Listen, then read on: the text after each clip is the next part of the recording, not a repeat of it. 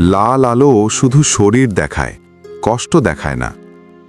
এই গলিতে রাতে ভিড় থাকে, কিন্তু বোঝার মানুষ নেই। এখানে হাসি বিক্রি হয়, ভেতরে জমে থাকে কান্না। এই দরজাগুলো বন্ধ হলে নারীরাও আবার মানুষ হয়ে যায়। এই গল্প পাপের নয়, এই গল্প বেঁচে থাকার। তোমরা কি কখনো ভেবে দেখেছ, তারাও তো মানুষ, তাদেরও তো একটা জীবন আছে। হ্যাঁ, তারা রেড লাইট এলাকায় কাজ করে, কিন্তু তারা কি মানুষ নয়? তারা কি অনুভূতি বোঝে না, কষ্ট পায় না, স্বপ্ন দেখে না?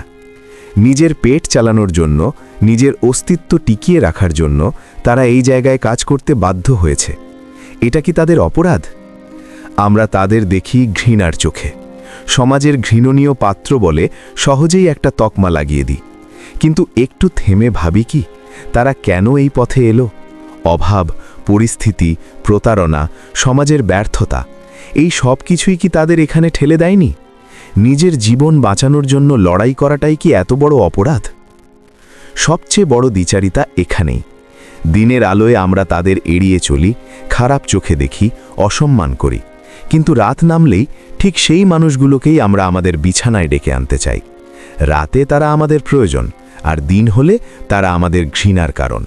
এই ভণ্ডামিটা কি আমাদের নয়? আমরা প্রশ্ন করি না তারা কেমন করে বাঁচে, তাদের সকাল কেমন, তাদের রাত কতটা ভয়ঙ্কর। আমরা শুধু বিচার করি, কিন্তু বিচার করার অধিকার কি সত্যি আমাদের আছে? তারা রেড লাইট এলাকায় কাজ করে বলেই তাদের সঙ্গে এত খারাপ ব্যবহার করা কি ন্যায্য? এই গল্প কোনো পেশার নয়, এই গল্প মানুষের, সম্মানের, বেঁচে থাকার আর সমাজের মুখোশের। আজ আমরা চেষ্টা করব সেই মানুষগুলোকে দেখতে, যাদের আমরা এতদিন শুধু লেবেল দিয়েছি।